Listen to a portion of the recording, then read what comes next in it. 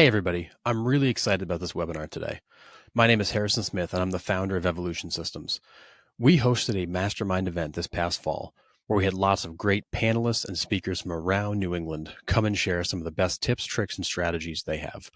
One of our most popular panels was the panel on wealth building, where we invited some of the best investors that we know to share the tips, tricks, strategies, and ways they've been able to build wealth for themselves and their families. With all the great feedback we got, I'm really excited to be able to get these panelists back together again today to share the same tips, tricks, and strategies they've used to build wealth. If you want to learn more about Evolution Systems and the coaching and training we can provide, you can find out more at www.evolutionctc.com. But without further ado, let's dive into this webinar and help you on your path to building wealth. Here's some wealth building strategies from three guys that are doing some similar things, but also a lot of very different things. So with that, let's bring our guests in and go around the horn real quick. Why don't we start with Mark Booten, a little introduction, who you are and what you're doing. Hey guys, nice to be here. Thanks for having us, Harrison. Mark Booten. I am the founder of White's Point, and we are a real estate investment firm as well as an operating investment firm. So we own, acquire, and manage real estate properties as well as small businesses. Awesome. All right. How about you, Troy? Detroit Williams, real estate broker with Williams Realty Partners, with Keller Williams Coastal Lakes and Mountains. Invest in across a number of spectrums, primarily real estate, as well as different businesses, and anywhere I can add value or provide synergy is what I look for. Okay. Awesome. And how about you, Mark Fishman? Hi, Mark Fishman. I'm a commercial real estate broker with Fishman Realty Group at KW Commercial Market Center. 3 decades of brokering and investing in real estate. I primarily started buying apartment buildings and now have been transitioning those, selling those, and buying small to mid-sized commercial buildings. Awesome. All right. So let's kick it off here, getting into the why. So you all have reasons why you're building wealth, what it means to you, and ultimately what you hope it does for you. So let's get into a little bit about, why are you on this journey and what are you looking to get out of it by doing it? So let's go in reverse order. We'll start with Mark Fishman on this one. I started investing in real estate in the mid 90s. It was coming out of a recession. So all my clients had lost significant wealth, whether paper wealth or tangible wealth. And I said to myself in my 20s that was never going to happen to me. I did not want to be a 50 or 60-year-old man with a sob story, how I was worth tens of millions of dollars and now I can't pay my rent. That was a very valuable lesson for me. So I started seeing the necessity as a straight commission real estate broker to have multiple streams of passive income. Awesome. Okay. How about you, Troy? Similar. I started bought my first multi when I was 19, and from the time I was very young, I never wanted to. I wanted to have freedom of one sort or another, and for me, I wanted to. I knew in order to have that, I had to control, my own destiny, and wanted to. For wealth building for me is essentially just a path to freedom, freedom of time, freedom of what I want to do with my time, with my life, and not having to do anything I don't enjoy, essentially, or as little as possible that I don't enjoy. Yeah, no, that makes a lot of sense. All right. How about you, Mark Booten? Yeah, my why is driven by my family. My background is 20 years in corporate finance, and I had a brick, in the forehead and fall on my feet moment about 3-4 years ago, where I had the realization that I was spending a lot of time and effort and energy into building other people's wealth and creating their dreams. And once I had that brick hit me in the forehead, I realized, you know what? I need to start doing this for me because nobody else is going to do it for me. And started doing it for myself. And furthermore, my family, I have 4 kids and a wife, and they're the most important things. So doing it, building wealth for us in our future and all that it brings with it. That's great. So very interesting. We heard from Mark Fishman that it's really about kind of that financial freedom and stability. Troy, it was really about time freedom.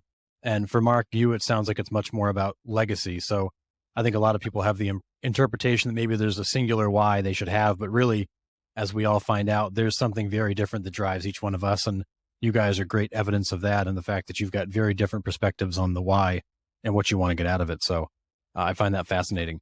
So given your whys and what you want to get out of it, what are your wealth building strategies, and how does that tie into what your why is?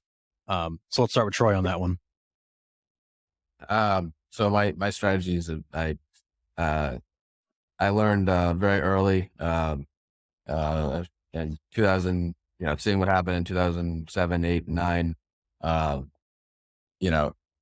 Also, as Mark said, not wanting to wake up, and change gears and have similar financial implosion as many that I saw. I employ a multi-tiered approach, essentially. I've got a portion of money and wealth that I keep in very stable, assets. I've got another good sized portion that's income generating, and then a third that's focused on a higher rate of growth, maybe a little more speculative in nature. And the 3 of them work together really well, so that there's never a time where I can't sleep at night. There's never a time where I have to worry about not being able to keep everything afloat. But the other engines allow it to grow at a nice clip and take advantage of certain opportunities. Gotcha. So can you give an example of maybe what's one asset or asset class that might fit in each one of those buckets? Sure. So for income, I own about 50 odd units, everything from commercial to apartments and single families, vacation rentals and stuff. That's kind of the income bucket that is very boring and vanilla. The high growth is more speculative. So I'll buy properties, develop them, add value. So if I buy a single family, I can turn it into condos, or buy a multifamily, turn that into condos. Buy a lot of land and develop that. A little more risk there with land because there's no income if things turn. And then my stable bucket, if you will, I've got a whole life insurance policy, pretty hefty one there, and a few properties that they're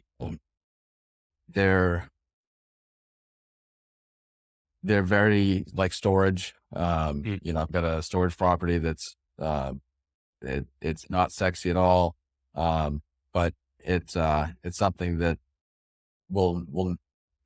I've got a waiting list like a mile long. Well, it'll always be in demand, and no matter what I get for offers on it, I don't want to sell it, because what am I going to replace that with that will provide the same stability?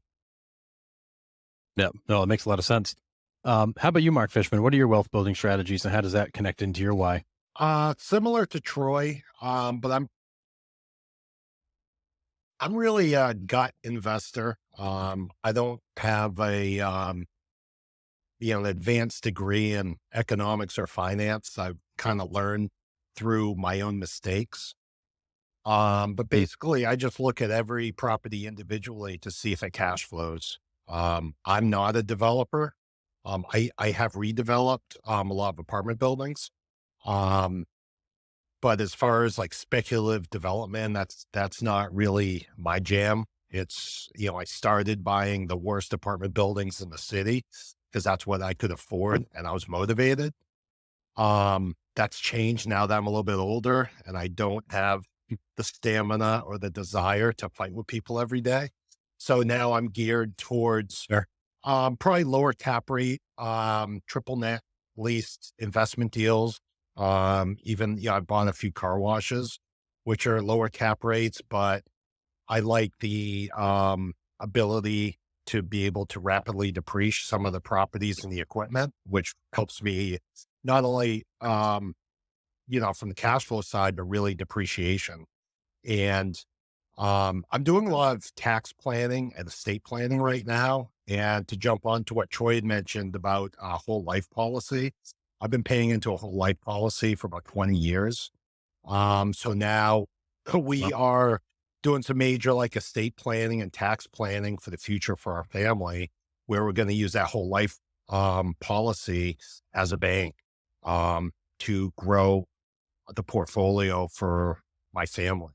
And adding on to what Mark had mentioned as well, as far as generational wealth, I think it's important for all of us real estate investors, to really spend the time for your wealth strategy moving forward, because, through this whole process, and I've been going through it for a couple of years, I've probably been, paying too many tax dollars to the IRS. Had I been more in front of it as far as estate planning, tax planning, I probably would have had more available cash to buy more property. So that's kind of what I'm doing right now, is not only to preserve the capital, but to start using my own money to purchase more investments. That's great. A lot of great tidbits in there in terms of being able to build up to a level where you can go after those lower cap rate stable assets, and you got to get your hands dirty to build up to a point where you can go after those. Yeah. It's a lower return, but better for my lifestyle right now. Yeah. No, that makes a lot of sense. All right. How about you, Mark Booten? Yeah. So, I got started when I first started, real estate was, I guess, my first vertical, and kind of like Mark Fishman, I started buying the worst houses on the best blocks. So, and really to this day, I still do value add. So everything I do, I want to be able to go in and somehow improve, whether it's rehabbing units, rehabbing the exterior, systems, whatever it may be. But yeah, when I first started, I bought, my first investment was a single family house. It was really run down. I completely rehabbed it, from the exterior to the interior. Then I rented it out, and then I refinanced it and pulled out all my cash to, roll into the next investment. Some of you may have heard of the PER strategy. That was how I got started. And as I kept going down that road, I realized, the power and scale and doing and acquiring more units. So, fast forward to today, doing larger investments where, I partner with different general partners as well as investors. Some of you may have heard of the strategy syndication. I've syndicated a couple of properties where we've raised capital to, bring in outside investors to help us bring down, purchase the asset, and then still add value, increase the values, increase rents, therefore increasing the overall value of the property. So I'm still investing in real estate. Just closed on one in October, and we have one under contract that we're trying to get to the closing line early January. So it's exciting. And then as well as that, I've also layered in investing in small businesses. I worked for a private equity firm for a while, and they focused on acquiring small businesses. So I kind of saw behind the curtain, and I liked that. And so now I'm kind of I'm using that in my strategy. So I have a couple of operating companies that I own and manage. And as well as looking at a couple that I'm looking to acquire in early 2023. So primarily real estate and the operating businesses, and as well with the operating businesses, I like to own the real estate. So that will always be a component. So the operating business plus the real estate. Awesome.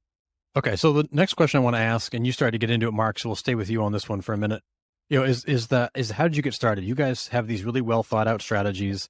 that you likely didn't have for a while as you got going. How did you get started? What was that push? What was that first deal like? And what gave you the kind of the bravery or the courage to go and do it when so many people, kind of get to that start line and just can't get going? So Mark, I'm going to stay with you. So I mentioned a brick in the forehead earlier. I'll kind of tell you what that was, because that's what really kicked me in the butt and made me get started. So, I was on vacation with my family, on Semingo Lake, enjoying my son's first birthday. And, at the time I worked for a W-2 job, and they kept pinging me saying, "Hey, like, we need you to do this. We need you to do this." And a few days into vacation, my wife looked at me and said, "Hey, Mark, like, you're not on vacation." And it wasn't a mean, vindictive type statement. It was just like, a look in the mirror. And I was like, holy crap, I'm prioritizing my job and other people's, wealth building strategies over spending time with my family. And that's when I said, what, enough's enough. I'm going to start building wealth for my family.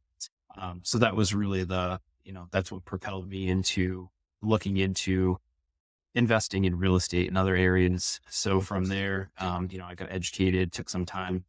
But my first purchase was a single family house that I just alluded to, in Detroit, Michigan, which people call me crazy. At the time I looked in Maine, the numbers didn't work for me. So I decided to, go to the roughest city in the United States and start investing. Luckily it went well, cut my teeth, got some good experience. And then I just kept going from there. I did 4 deals my first year, all 4 units or under. And then going into my second year, like I alluded to earlier, I started doing bigger deals. I then went from, a 4 unit at the end of my first year up to a 9 unit. And then I did 231 units at the end of the year. So that's how I, kept the velocity going and added to the, properties under management. Well, it's a pretty compelling story. Thank you. It's been a lot of learnings, and every deal is different, but you learn something, and you just you chalk it up and try not to either you take the good and the bad, and you take you move that forward onto the next deal. Yeah. So how many deals did you do before that first syndication? I did 5 deals before my syndication, and they were increasing in size. And so my first year I did a single family, a duplex, another single family, then a 4-plex. And then in my second year, I did a 31 unit that was not a syndication. That was a joint venture. And then the next one was the syndication, which was a 32 unit. Awesome. All right. Same question to you, Mark Fishman. How did you get started? What propelled you to get into action? I had managed a 4 unit for a client of mine for about 4 or 5 years, where I did all the leasing for her, the owner. And she called me one Friday afternoon and says, "I have a deal for you. I want you to buy the 4 unit." And she gave me the price, and it was $100K under market. And I said, "What's the catch?" And she says, "You have to close in 7 days." So I said, "Oh, okay, I'll get it done somehow." And I was like 24 years old and pretty broke. Had no idea how I was going to make this work. So I put her under contract and called my friend who's a loan officer, and I said, "I have a great deal." Told him the whole story, except for the catch on the 7 days. And he goes, "Great, I can close in 14 days. I was like, "We don't have 14 days. We have 7 days." So he says, "I have a guy." He goes, "It's going to cost you a lot of money. But it'll get you the property. Go see this guy." So I drove over to his office, hat in hand, told him the story. And he says, "I'm going to charge you 10 grand today and 10 grand when you take me out, and charge like 14 or 15% interest only." And I said, "Boy, that's pretty expensive. I don't think I can do the deal." He goes, "Didn't you just tell me you have $100,000 of equity the day you buy it?" I said, "Yeah." He looks right at me in the face and puts his finger at me. He says, "Don't trip over dimes while you're making dollars." So I gratefully accepted the check. And 13 and a half days later, he had his money back with about 20 grand in his pocket. And Wow, A that's year one and a way to day get it done. later, I sold it for 125,000 more than I purchased it, and then did a 1031 exchange into a 10 unit 2 blocks away, which I still own to this day. Which I bought that property for 489,000. It's probably worth around 2 million today. Probably the best deal I've done. That's how I got started. It was Wow. pretty interesting story. I think about it all the time. I was just kind of fortunate. But it just, I had that opportunity because I grinded so hard for my client for 4 or 5 years where she just thought of me when she wanted to sell it. So, yeah, I was pretty Yeah, fortunate. that's awesome. So many people would have been given that same scenario and been like, "Well, man, I just can't pull it off," and walked away from it. But you fought through. What pushed you to say, "I have to get this done"? My personality has also always been kind of unconventional, kind of the silver lining in the gray area. I'm not the smartest guy. I'm not the most athletic. I'm not the funniest. So I always had to find a way to make things work that weren't black and white. So it's always been part of my nature to be very creative. And when most people don't think it can get done, finding a way to get it done. It's just inherent in my personality and my history, I guess. I don't really know because I didn't have any formal training in real estate or finance or economics. I just had to find a way, and I failed a lot and still do. I still make a lot of mistakes. You just have to fail quick, ask a lot of questions to mentors, and there are a lot of great resources within the hallways here at Keller Williams. Yep. Yeah, for sure. There's plenty of people out there always willing to answer a question or take a phone call. Awesome. All right. How about you, Troy? How did you get started? What kind of pushed you into action? I'm honestly not sure. I as long as I can remember, I wanted to, I wanted to build things and grow things. I've always liked seeing things accumulate, or progress. And at a very young age, I realized that, well, it may have been something my dad said to me. I don't know. My dad was a school teacher and a house painter. And, I remember, talking with him, and he'd often say that, you'll never make enough money. You'll never make the money you want to make working for somebody else. And, I took that to heart at a very young age. I started, between the time I was probably 14 and 22. I either started, bought, or sold about well over a dozen companies, businesses, really, not companies. And I love the excitement of building something from the ground up. Once it got, once the growth slowed or stabilized, the excitement wore off, and I would exit. And a few times I bought businesses that were, that I saw that were not being run the way I thought they could to their fullest potential. And I always enjoyed, turning those things around when it worked the way I thought it would. Other times it didn't work, and I realized that, I wasn't as smart as I thought I was. So I don't know if there's any one thing that did it. So really, you're entrepreneurial by nature from a young age, and just always loved to get in, mess with stuff, learn it, figure it out. And then once you had figured it out, it sounds like that's when you looked for an exit and what was next. Yeah, for sure. Okay. Makes sense. All right. So let's dive in a little bit to kind of what you guys do and how you do it. So when we think about deals, and this can be real estate businesses, take it down, whatever paths you want to take it down. How are you finding deals? And then how are you evaluating them in the sense of, like, what are you looking for? What are the criteria you want to see in a piece of real estate or a business or a partnership you want to form? So let's start with Mark Fishman on this one. You caught me signing disbursement checks to myself from my properties. Part of my what am I looking for? Perfect. Basically, good quality buildings in a good location or an emerging location. Just something with good bones, that either has a good tenant who's paying well under market, so there's upside, or potential, a vacant building that I can retrofit or build to suit for a new tenant coming in. But mainly I look at cash flow and value. Um, as I mentioned earlier on some of the lower cap rate deals, if it has some aspects to it where I can rapidly depreciate it, where it helps me out of a tax liability jam, that's also helpful. But mainly just an ROI spreadsheet to start before I really start digging into it. So is there a particular type of deal that if somebody brought you, you'd look at it and just say, it's really not my thing? Well, probably like a subdivision development. I'm not a developer.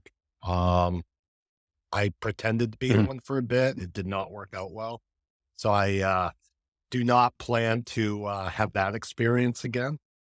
Um, yeah, so probably like a residential or commercial development. Doesn't mean I could have participated in it, but I would have to do a joint venture with someone who has a lot of experience because I'm not a detailed project manager like that.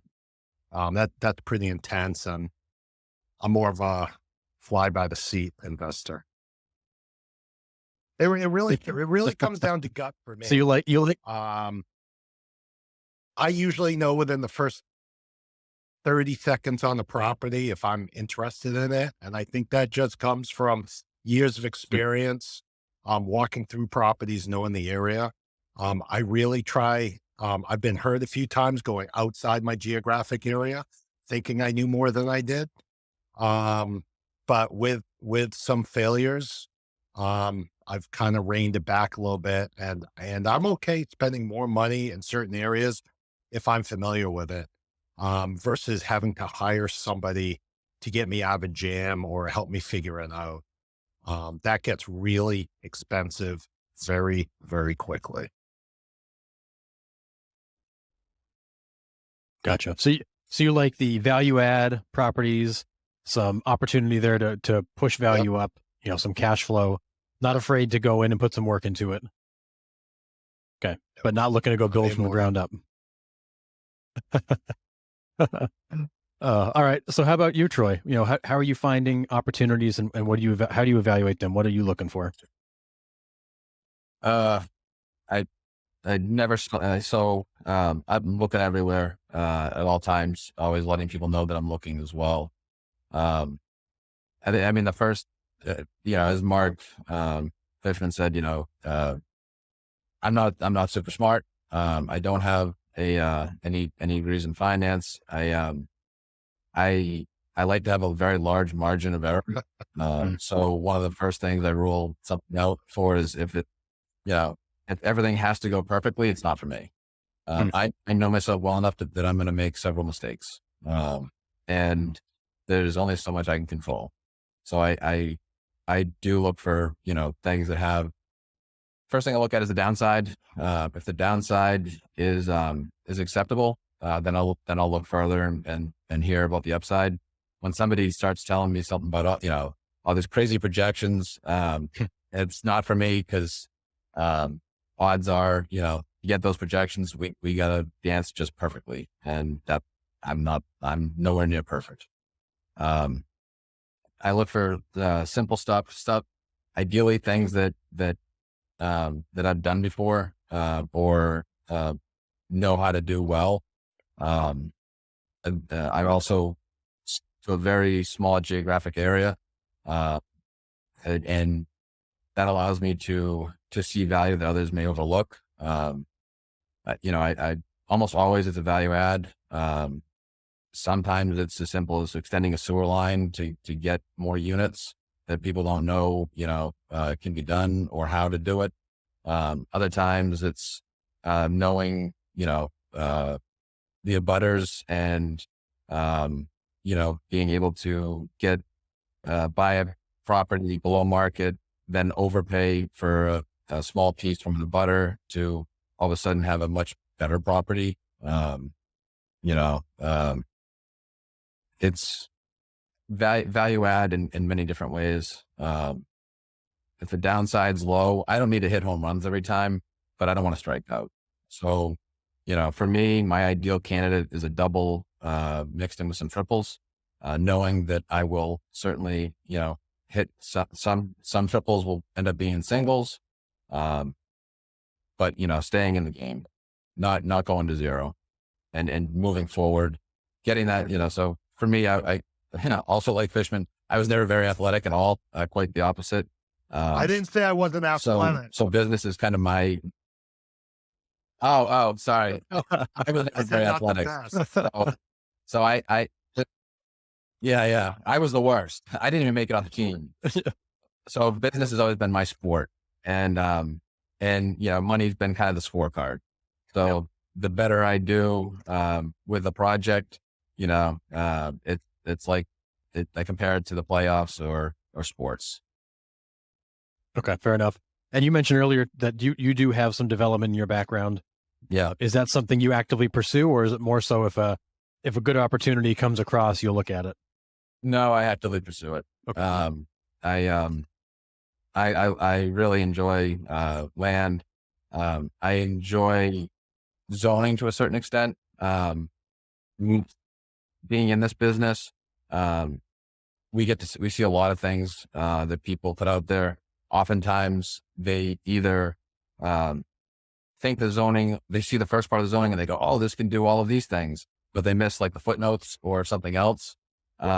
Or they look at that first section, they go, oh, this doesn't check these boxes, so you can't do this. And then they list it. But again, they miss the footnotes and the details, and you can do something there. So, yeah, I do a lot of development. I've probably done 10 subdivisions or so. I do build probably, half a dozen to a dozen, homes a year, but when I build, it's really, the purpose is not so much, I mean, sometimes, but it's more to sell the land or improve the value of the land. It's not so much to make money on the build. Gotcha. Okay, fair enough. All right. How about you, Mark Booten? How are you finding and evaluating opportunities? What are you looking for? Yeah. So as far as finding, kind of like Troy said, I tell everybody what I'm doing. You know, I love meeting people. I love talking. I love, you know, creating the network and relationships. So I'm always, you know, I'm always meeting somebody and telling them what I do. And as a result of that has probably, you know, if I can think about all my deals, that's pretty much how I got all of my deals. I'm never, you know, I'm not on Zillow or Realtor, or, you know, I'm not looking at his listings. I'm talking to people, and people will think, you know, they'll see something and bring it my way and say, hey, are you interested? And I'll take a look. So that's primarily how I find them, to be honest with you. And then as far as like what I'm looking for, it's value add. I told you about the first house that I did. That was a complete rehab. You know, they're all very similar in that I buy properties, typically that, the previous owner had never really invested in it. So, you know, my two 31 and 32 units, you know, the previous owner had held them for a long time, and, he had never invested a dime in them. And as a result of that, I was able to pick them up under market value, because it was going to take somebody to roll up their sleeves and actually do some work. You know, you drive by the property and there's trees growing out of the gutters. You know, it's just simple stuff, but like, you know, clean the gutters, and then you walk in the units and, you know, they got the 70s shag carpet, or, you know, when it's falling off the doors, you know, it's just like, you know, he just didn't take care of the property. So, you know, we go in, we create a budget, and, you know, we rehab the units. And oh, by the way, you know, when we bought the properties, you know, market or the rent that they were fetching was, you know, $500-$600. after you fix up the units and the property, we're getting, $1,100 a unit. So, invest in the property, you'll be able to increase the rents, and you're giving the tenants, a better home to live in too. So that's everything I do. I'm always looking for a value add component for the property. Can I just say one Okay, thing? great. So follow-up question, do you, I think Yeah, go something for it. that's been said over and over by the three of us is really focusing on the markets that for your value add. I mean, being a real estate broker like Troy is, when we show properties to our clients, not only when we're looking for ourselves, we know if those rents are hundreds of dollars under the market or not to get that deal. Well, we're doing the same exercise for ourselves. We just need to trust ourselves with the knowledge. But really staying in your own market and knowing those pockets, I think is crucial towards my investment strategy. And the only time I've hurt myself financially is either by my ego or overlooking that fact. And it's a daily struggle. How can I make this work? Yep.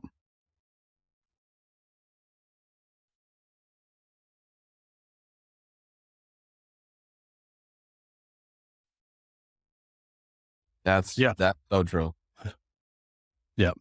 Well, and that's, you bring up an interesting point, because I agree, Mark. I think that when we get outside of our lane, we tend to struggle. But for somebody like you, Mark Boutin, where you're looking primarily outside of your geography, how have you been able to get comfortable with the various markets that you've been in?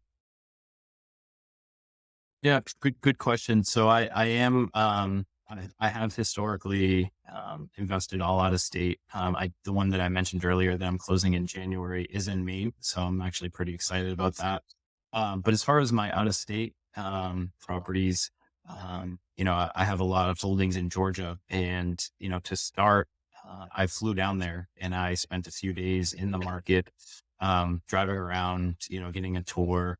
And then, there's a beautiful thing called Google where you can, get a lot of information on cities and towns and wherever you're investing. So I spent a lot of time, researching the towns that I'm in. And then I come back to, I said earlier, is making relationships with the local people down there. I have property managers, obviously, that are managing the day-to-day operations of the properties, but, I'm 1,000 miles away. So, if a tenant has a problem or for leasing or whatever, they're calling a property manager. So I spent a lot of time, vetting and interviewing a property manager to make sure that they were a good fit, understood the area, they were aligned with our business plan, because going in, we always have a business plan laid out as far as like what we have in mind for the property and, the execution timeline and all that. So, it's really, self-education as far as the markets, and then, building the relationships for the people that you can put in place to actually execute on the business plan that you have laid out for the properties. Yeah. And that opens up another question I want to throw at you guys. Because, Troy and Mark Fishman, you guys are, very local, your market's cold and you're in them every day. Mark Boutin, your markets are, hundreds of miles away, thousands of miles away, and you've got comfortable by using outside resources. But ultimately, I'm assuming you guys are all using a team of some sort. Troy, you mentioned building 12 houses. I would assume you're not on site swinging a hammer. No. So you've got people around you. So let's talk a little bit about the importance of that team and the people you surround yourself with. And why don't you kick that one off, Troy? Sure. Yeah, I need a lot of help. I require a lot of assistance in every way. So I've got this past year, I finally gave up day-to-day property management for the majority of my units. My wife still manages. We've got a portfolio of vacation rentals, so we do still manage those in-house. But and then I started a business about 3 years ago, Get It Done Home Services. It's essentially a maintenance business, home improvement type business that allows me to take care of my units, take care of, if I've got a seller who wants to go on the market, but they need painting done, they need some carpentry work or whatever, we can do all of that very quickly. And then I've got I've got an excavator who I've been with now for 10 years. Last 2 months ago, it was 10 years. Wow. I don't even ask them for prices anymore. Probably been a while since I did. Um, I need a road done. I call him, we go over it. He does it. I've got a builder who, I've more or less got a joint venture with. We, it's the only way I'm able to build the homes that I am. On Sundays, basically my role is, well, my role is finding the deal, the opportunity. And then my wife picks out the finishes. And then every Sunday, for 2 hours, we visit each of our active projects and construction sites, check on everything. We're able to do that because they're all very close to each other. I've got, yeah, I mean, I have a team of people who help me with all of this stuff. There's no way I could do any of it without it. Well, and I think what's interesting to that too, Troy, is you mentioned that your wife's heavily involved in it. A lot of the resources you use are either, businesses that you've started, the things you've joint ventured on. So you've got these vendors who in theory are connected, they're tied in and they're part of the outcome. Yeah. So why not just hire a bunch of contractors? Why actually bring that in-house and do joint ventures? Cool. For me, it's all about control and scalability and being able to duplicate it. If I'm just calling the contractor, which I did many years ago, when I didn't have enough units, when I was doing like one house every 18 months or something, or turning over an apartment, every 2 years. That's kind of what I had to do. And I was fortunate that I was able to use a lot of the same people, but it got to a point where like those guys, they weren't big enough and they didn't want to grow anymore. So for me, I wanted, if something goes well, I want to be able to do it again and again and again and again. It's just keep going. And if something doesn't go well, I want to be able to get into the minutia of the details to find out exactly what went wrong, where, and make sure that never happens again. And doing these joint ventures is the only way to really do that, because I've got all the books, I've got all the resources. I see, I can pull up everything. And I'm involved as much or as little as I want to be. And when things are going well, it's not me. I'm really not involved. It's only when things go south that I have to jump in and hopefully, right the ship, or at least find out what happened, and then just, make sure it doesn't happen again. Gotcha. So it's assembling the team, but also assembling the right team with the right people that have the aligned goals and vision that you have, so that everything goes the same direction and you don't find yourselves at a crossroads with each other. Yeah. Yeah. And it's, I can't imagine doing it any other way. I mean, I need to take everything and make it simple, stupid. So I need to know, if I built a house 6-7 years ago, if I did an apartment, if I redid an apartment building 7 or 8 years ago, I need to know who the electrician was that did that, did the electrical work, so that if something has to be done now, I can call that guy. If I'm using 10 different electricians, it's like, who did that job? Shoot. And then, then I call them. They're less likely to come and take care of me, because, it may have been 5 years since I gave them another job. Yep. Yeah. You're just another customer. Yeah. Okay. All right. So how about you, Mark Fishman? Talk a little bit about team and what that means to you. Similar to Troy. But when I was building, I got up to 100 residential units, which were all self-managed. I have a great, property manager who works with me now. Much better than I ever was. I used to manage all my own properties and I was a hot mess. Just, not very detail oriented when it comes to that type of thing. So I hired it out. But the most important people on my team, the most important person was my maintenance guy, who, he wasn't a licensed plumber or electrician, but he could do a little bit of everything. And I think if you're buying, investment property, especially residential, you need to have someone like that on your team or vendor who can do a little bit of everything. Because if you have to call a plumber, electrician, or heating guy every time something small comes up, you will absolutely be in a negative cash flow position. And most of the time, they won't get there in a timely manner. So, imperative to have someone on your team who can do the little things, quick unit turnovers, cleanings, and then evictions, that type of thing. It's kind of rare, but if you find that guy, pay him, hold on to him. Don't refer him to all your clients because you'll lose him. But really having the maintenance taken care of, someone who you can trust, and also knowing your numbers, having a really good bookkeeper. Um, if one of those two aren't in sync with each other, it can be an absolute night. So that's been most impactful for Hmm. me. You know, I probably could have done it a little bit more efficiently had I paid more attention to it. But running around being a realtor to the stars kind of takes your eye off the ball sometimes with your own properties. Um, so after, making some mistakes, I used to subcontract out everything, but then I brought a property manager back inside. So I don't do any property management on my properties right now, thankfully. I only know a few of my tenants. My property manager pretty much handles everything. I just do the high level, which I prefer. I like putting together the financing. I like putting together the budgets for renovations. I like putting the pieces in play, but I do enjoy stepping back and not being involved so much on the operational side because I was almost like over managing it and it was more of a detriment than a positive to me. And since I did that, and believe me, guys, it was very expensive hiring a good property manager.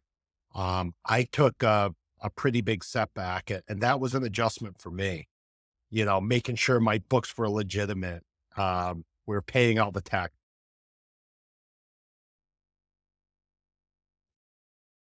Yeah, I know that. Really all the Yeah, and things. So, but since I've done that, I've become a lot more efficient and I've been able to increase my portfolio a lot quicker than I did before.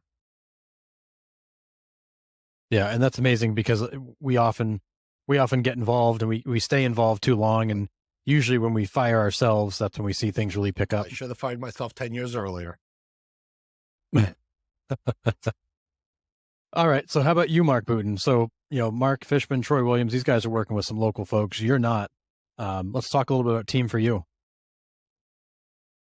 Yeah. I definitely rely on a team. There's no way I could do it all alone here, thousands of miles away.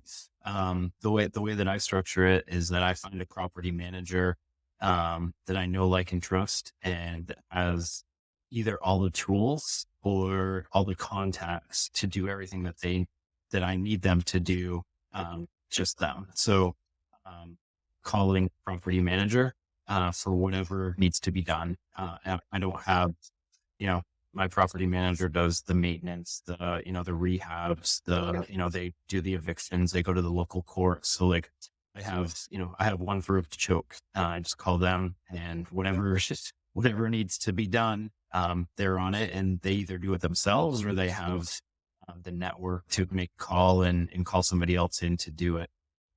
So yeah, I definitely leverage that. And as far as, Mark said about, the bookkeeping, I totally agree. Up until this point, I've been doing it myself just because I have that background and been able to just bring it in house and save some money. But,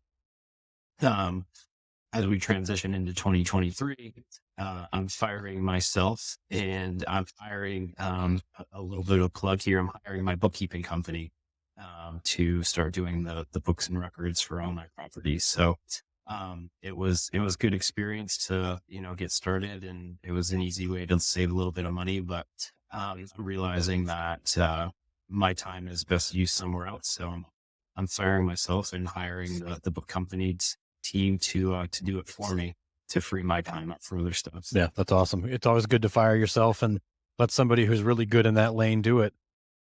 So how are you, Mark, vetting the team that's out of state? So Mark and Troy can kind of go grab a coffee with people and vet them right there face to face. How are you vetting a team that's hundreds or maybe even 1,000 miles away? Yeah. So some of them I have met in person because I flew down there and did meet them. But they're usually coming from referrals from people that I already know that are in my network. So for example, my property manager in Georgia, I know he was a direct referral from a couple of people that I know that are in my network. So I trusted those people in my network and they had good things to say about him. So, when I was down there, I met him and, got a good feeling just based on what my network has said and plus what he has said. So, it's just, and at some point you have to trust, to Mark Fishman's point, like you have to trust your gut and just, once you start talking to people, I'm not an expert at reading people or, anything like that, but you can usually tell pretty quickly if someone, is going to do a good job or not. And then I always like to have a couple of people in my back pocket just in case they don't pan out. I'm actually going through a scenario right now where, in Georgia, I tried out a different property manager to have that extra person, on deck and in my back pocket. And it's not going well. So I'm actually going to be transitioning away from my backup to my main person. And I'll still be looking for a backup, but that was a good scenario where, I tried it and I tried it because I knew that if it didn't work out, I had someone that I could call in and they could take over in pretty short order. Gotcha. Fair enough.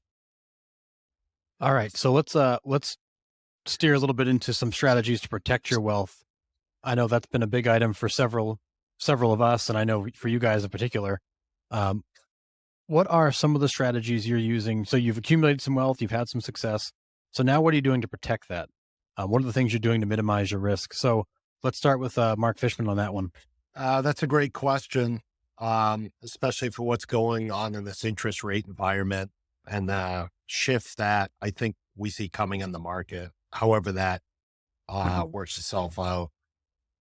For me, mostly it's not over leveraging my properties once I have them stabilized. I know on, Instagram and TikTok and all these real estate self-help videos where they're talking about, I don't pay taxes and I pull money out and I buy more real estate and I do this and that and that. Like, that's bullshit. First of all, you don't want to pull all your equity out of the property because you could lose 30 to 50% equity pretty quickly during a shift when interest rates double or triple. So how I do it is by using my own strategies, which have worked for me for 3 decades. I will not go bankrupt because I will not over leverage myself or buy properties, as Troy was saying earlier, where 3 or 4 or 5 or 6 things have to happen to make this a good real estate deal. Like, all my deals stand on themselves. And so long as I am faithfully maintaining my properties, paying down the debt, I know a lot of the so-called experts say you shouldn't pay down debt. You should realize that equity and refinance. For me, I prefer to pay down debt. I've seen too many people lose everything because they were over leveraged. I am guilty. My accountant calls me an old Yankee. I never thought of myself like that. But I've just seen too many people do a lot of great things and lose it all by being too risky or stepping outside their comfort zone. So really, I just stay in my lane, pay down debt. I have refinanced some properties or taken credit lines out of properties that are in good equity positions to purchase other properties. But then I have the properties I purchased paying down that debt. So I'm not just leaving that debt out there and continually refinancing all my properties. That has never worked for me culture-wise, what I'm trying to do with my family, because my strategy is to create generational wealth. I'm the first one. I don't want my kids to feel like they have to grind. I want to have my own real estate bank for them to build a portfolio. So that's worked for me. just by being conservative with borrowing against my own properties. Is there a certain percentage of equity you like to see a property have to feel comfortable? At least 50% equity for my value. That's not market value. And my value is, what's the value of that property if I put my sign in front of it where I can get that under contract in under a week? That's my value. Gotcha. So, Yeah, you no, it's know, good. It's very had I good. been a little bit more risk adverse, I might have a portfolio 2 or 3 times as big, but I also could have lost everything. And in the last recession, I almost did lose everything, but I ended up doubling my portfolio size instead, just by having my mindset right, having the fundamentals there after I made some pretty large financial mistakes. I made a promise to myself. I'd never put myself in that position again, and I will not do that. I have too much to lose. And I think it really comes down to your own personal financial accountability and responsibility. And if you're not mature enough to do it yourself, you better have a wife or a business partner or an accountant or a lawyer control your checkbook. Because we all know, not just as investors, but as real estate brokers and, providers for our families or for ourselves or our employees, like there's a lot at stake. Like, I don't think myself or Troy or Mark has the ability to really want or to make a large financial mistake, because that will set back our wealth strategies going forward. So it's really, we have to lifeguard ourselves on our own impulses on some of these deals that all these great realtors bring to us, to underwrite them, to make sure we're adding and not subtracting to our net worth. Yeah, no, that's great feedback. How about you, Troy? Very similar. I'm definitely guilty of being a Yankee. I don't employ the levels of debt that many say I should. Every time I get a loan, my banker's always like, you sure you don't want any more than that? You sure you don't want to take out a little extra? I mean, you got all this. It's like I'm all set. I want to be able to sleep really well. So I prefer to have very low LTV. I'm incorporated in Wyoming, so all my properties are owned by my corporations in Wyoming. For if a tenant ever sues me or whatever, it's just it's better place to be than Maine. I don't nickel and dime on my insurance. As much as I have a love-hate thing with insurance. I hate paying it, and I love the idea of it. And I wish I could be the insurer. It's a great way to make money. But it's also a great way to lose money. I've seen many people be underinsured, and they're trying to save a couple $100 every year, and then they get a claim, and it's like, they got to sell something, or even worse, they get their wages garnished or whatever. I want to make sure that I've got adequate insurance at all times. I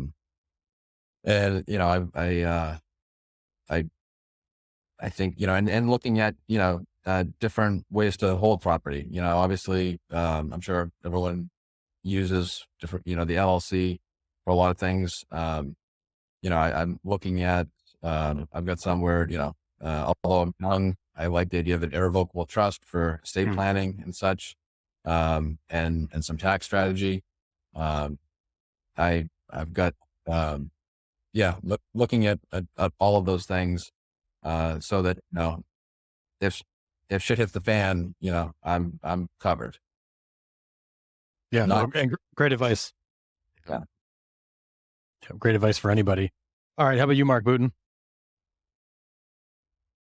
Yeah, I think one of the themes that, both Mark and Troy hit on, but haven't specifically said is, this is the way that I look at it.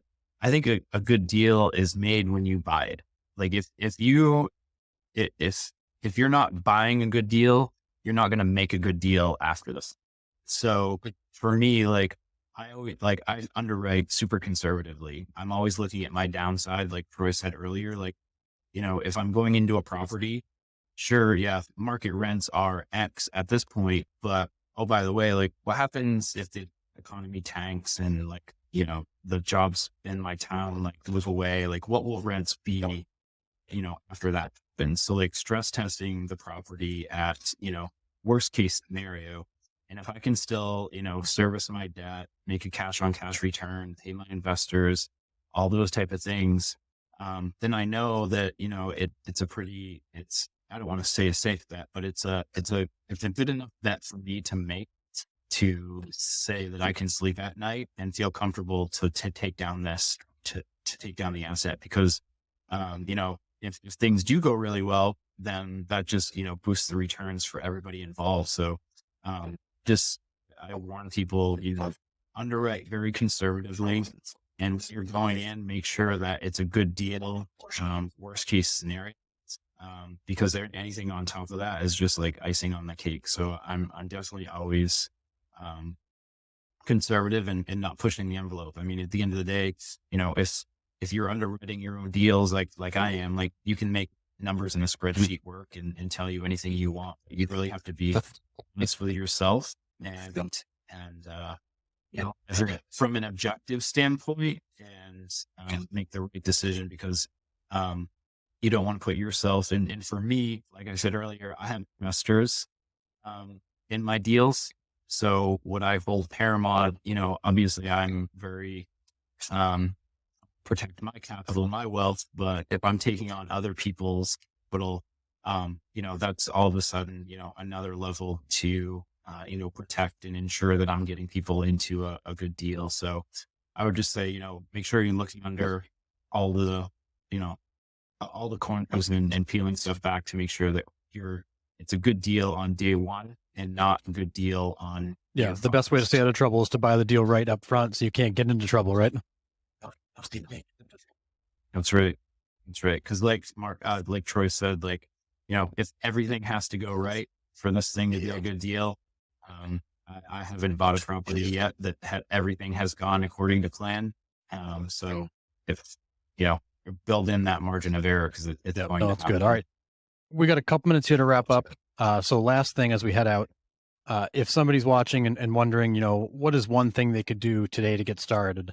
What is that best piece of advice you give somebody to put something in motion today to get on this wealth building journey? So let's start with you, Mark Booten, and go back around. Yeah, I'd say first, think about why you're doing it. Because Mark mentioned it earlier. I think about my brick in the forehead moment every day throughout my journey. My wife's looking at me and holding the mirror up in front of me, because it's not easy. It gets hard, and you are going to endure speed bumps, and you're going to endure challenges. So if you're not really clear on your why and really committed, I'd say get started there. And then after you do that, decide what's your strategy, what resonates with you. Do you want to develop? Do you want to do the burst strategy? Do you want to syndicate? What do you want to do? And then start educating yourself, building your network. And then just, at some point you gotta take a step. You gotta start doing it, because you can't just stay in your head and analysis paralysis. Just take the next step that can get you to where you want to go. Awesome. All right. How about you, Troy? I think the first thing anyone's got to do is figure out what they have to work with. Put together a balance sheet. See what if you're in a position to do anything. Your first step may be paying down some debt you already have. It's not what people want to talk about as far as wealth building goes, but you can't start building wealth until you get out of debt, or at least get your debt in a place that you can easily manage and take on something new. So for me, it's just when you're young, you can make a lot of mistakes. But as you get older, I mean, you got to make sure that when you start, before you start, you're in a place that you should be starting. And from there, it's just doing it. Don't wait for the perfect thing, because the perfect thing. Nothing is perfect. No, that's a great point. And All right, last but not, I was just say time. I mean, time is vital. To build wealth, you've got to take advantage of compounding interest and everything else. So, yeah, no, very fair. All right, last but not least, Mark Fishman. Yeah, I agree 100% with both what Mark and Troy said. I paid off all my student loan debt, all my credit card debt, and my vehicle before I purchased real estate because I had to get rid of all that bad high interest debt, to be able to meet my ratios for my loan. So those are two really good points. Third, to get started, like if you're a young professional and you think you want to be a landlord and you're honest with yourself that you can deal with people when you're not supposed to be working and spending money when you don't have the money to make repairs, buy a 4-unit, buy a 3-unit, buy a 2-unit. That's the best way. You can get an FHA loan or a VA loan or a conventional 3% down loan. It's so easy. We sell it to our clients every day. Do it yourself. Do it yourself. Don't buy a 20-unit first. Live in a 4-unit. See if you like to be a landlord. Every time you take your wife or girlfriend or boyfriend out to dinner at 9:00 on a Friday night, pretend you're going to get a tenant call with no heat and see if you have a vendor to get over there on a Sunday night when it's snowing out. It's terrific feedback, is figure out what your appetite and what you really are willing to do, because I think a lot of us want to be landlords and we get into it and realize maybe you don't want to be a landlord. And it's a tough lesson to learn when you're doing it live. Really appreciate the time, guys. Amazing feedback. A lot of gems here. So really appreciate the time.